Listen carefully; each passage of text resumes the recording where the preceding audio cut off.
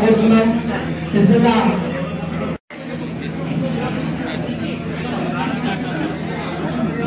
Mobile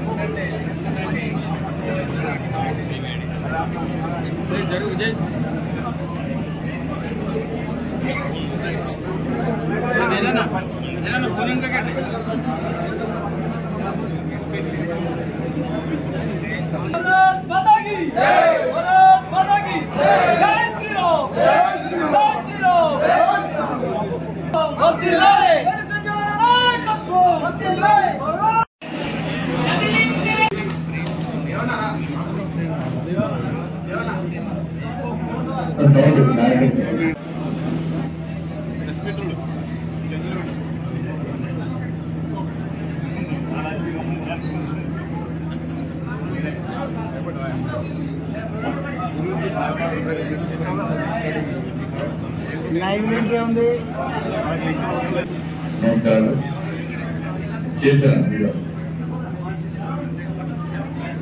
కార్యకర్తలకు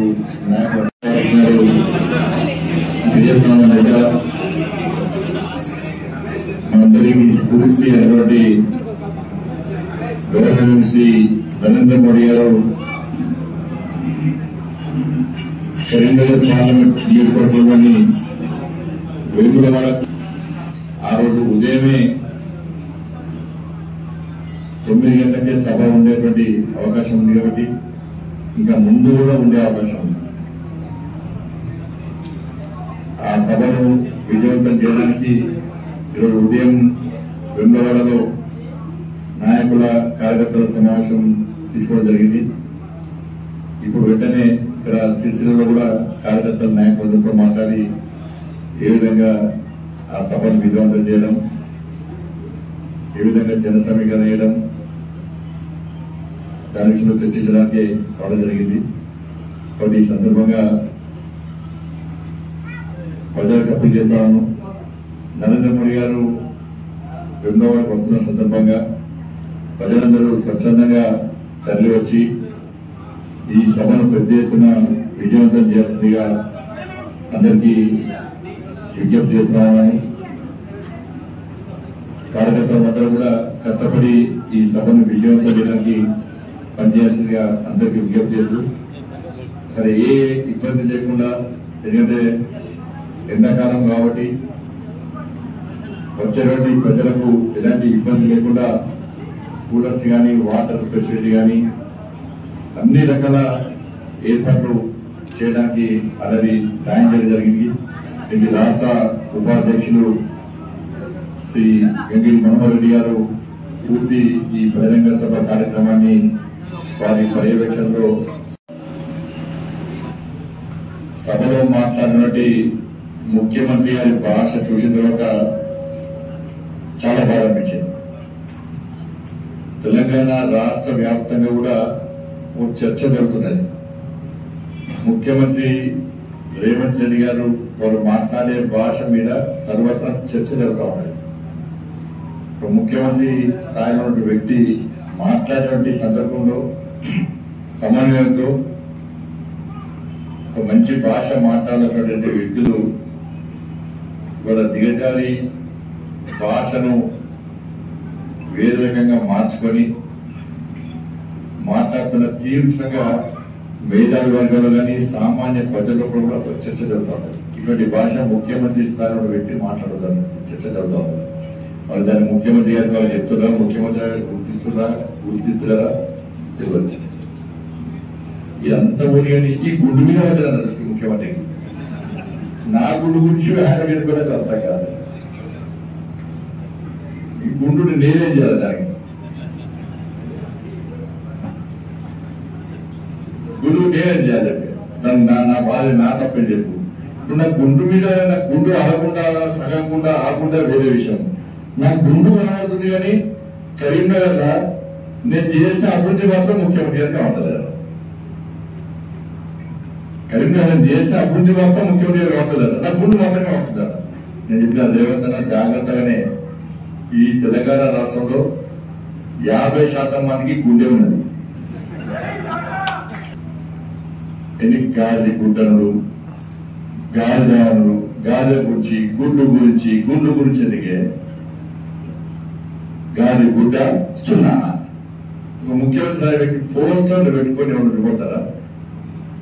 మోడీ గారి గురించి అంత ఘోరంగా మాట్లాడితే ప్రజలు దాన్ని సహించాలనే విషయాన్ని కాంగ్రెస్ పార్టీ నాయకులు గల్లీ నుంచి ఢిల్లీ దాకా ఇంకా గుర్తిస్తున్నారు. మీరు మోడీ గారి మీద ఎంత వ్యంగ్యంగా మాట్లాడితే అంత ప్రజా వ్యతిరేకత మీకు వస్తుంది. దాన్ని మీరు గుర్తించాలి. మామూలు రాజకీయ పరిజ్ఞానం లేనటువంటి వ్యక్తులు కూడా, రాజకీయ అవగాహన లేని వ్యక్తులు కూడా మోడీ గారిని తిడితే పడే స్థితిలో లేదన్న విషయాన్ని కాంగ్రెస్ పార్టీ నాయకులు గుర్తుంచుకోవాలి. పోస్టులు పెట్టి గాలి గుడ్డు సున్నా. నేనంటున్నా మీది గాలి గుడ్డు సున్నా. 2,500 రూపాయలు 6 గ్యారెంటీలో భాగంగా 100 రోజుల్లో అమలు చేస్తానండి. 2,500 రూపాయలు గాలి గుడ్డు సున్నా. 4,000 రూపాయలు ఆసరా పెన్షన్ ఇస్తాను ఏదో గాలి గుడ్డు సున్నా. తులం బంగారం ఇస్తాన్నారు గాలి గుడ్డు సున్నా. వాళ్ళు అనుకుంటారు ఊకే రాముడు అంటే బీజేపీ రాముడి గురించి మాట్లాడవచ్చు. అబ్బా బేసికల్ వచ్చా పక్కన రాముడి గురించి బాగా చెప్తా మాట్లాడతాం. పక్కనే రాముడి వారసులం, పక్కన రాముడి వారసులం ఏమనలేదు. మీది ద్వంద్వ విధానాలు. ఎన్నికల ప్రభు మైనార్టీ డిక్లరేషన్ అనేది, ఎన్నికల ప్రభు మైనార్టీ డిక్లరేషన్ అనేది. మరి ఇప్పుడు మైనార్టీ డిక్లరేషన్ గురించి ఎందుకు వాడతారు? ఏమనలేదు. మీది ద్వంద్వ విధానాలు. ఎన్నికల ప్రభు మైనార్టీ డిక్లరేషన్ అనేది, ఎన్నికల ప్రభు మైనార్టీ డిక్లరేషన్ అనేది. మరి ఇప్పుడు మైనార్టీ డిక్లరేషన్ గురించి ఎందుకు వాడతారు? రాముడి మీద భయం స్టార్ట్ అయింది. రాముడి మీద కాంగ్రెస్ వరకు బీఆర్ఎస్ వరకు భయం స్టార్ట్ అయింది. భక్తి లేదు, కానీ భయం ఎవరు ఉంటుంది? సైతాలకు రాక్షసులకు ఉంటుంది భయం. అక్షింతల మీద వ్యంగ్యంగా మాట్లాడు, ఇంకో రకంగా వ్యంగ్యంగా మాట్లాడు. నేనంటే నరేంద్ర మోడీ గారు పార్లమెంట్ లో తెలంగాణకు వ్యతిరేకంగా మాట్లాడుతూ నేను ఏం మాట్లాడాను? నేను రేవంత్ రెడ్డి గారి లెక్క తెలంగాణ ఉద్యమ సమయంలో తుపాకీ పెట్టి కర్మేరకు వచ్చి తెలంగాణ ఉద్యమకారులు కాల్ చేస్తానని మాత్రం అనలే. నేను అనలే. ఢిల్లీ వీధిలో లాఠీచార్జ్ చేసిన, లాఠీచార్జ్ జరిగిన, టియర్ గ్యాస్ ఉపయోగించిన, వాటర్ గ్యాస్ ఉపయోగించినా కూడా జై తెలంగాణ చెప్పి ఢిల్లీ ఢిల్లీలో తెలంగాణ విషయంలో గర్జించి గాంధించిన వ్యక్తి, దానిలో గాయపడ్డ వ్యక్తి బండిసండి. నేను ఎక్కడ కూడా ఉద్యమ సమయంలో తెలంగాణ రాజపడతాను తుపాకీ పెట్టి కర్మేరు నష్టాన్ని అనలేక నివారణ పెట్టి.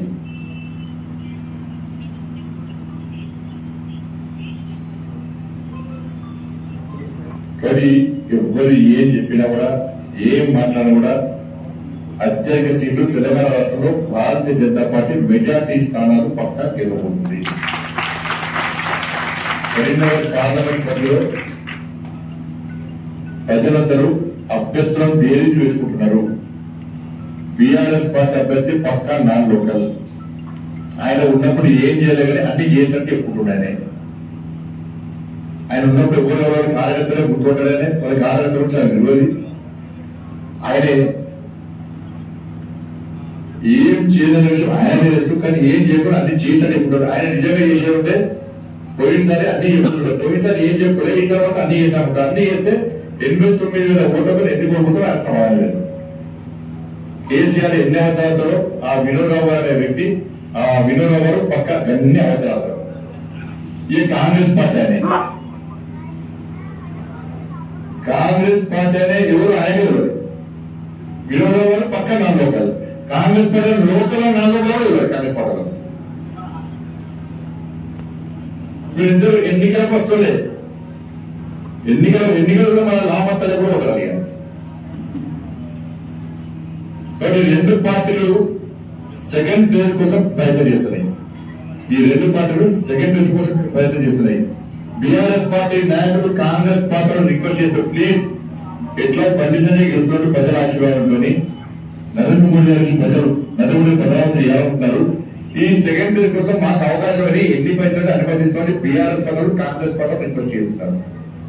కాంగ్రెస్ పార్టీ నాయకులు బీఆర్ఎస్ పార్టీ రిక్వెస్ట్ చేస్తుంటే ఓడిపోయారు కదా, మీకు ఓట్లు వేస్తట్లేరు, కనీసం సెకండరీస్ కోసం మనకు సపోర్ట్ చేయండి, మీకు ఏది కావాలంటే తీసుకోని చెప్పి వీళ్ళు బీఆర్ఎస్ పార్టీ బచ్చాడుతున్నారు. ఇచ్చి పుచ్చుకునే ధోరణిలో రెండు పార్టీలు ఉన్నాయి, కాంగ్రెస్ బీఆర్ఎస్. కాబట్టి మోడీ గారిని ప్రధానమంత్రి చేయాలని ప్రజలు ఆలోచిస్తున్నారు. కాబట్టి ఈ దేశానికి మోడీ గారి అవసరం ఉంది.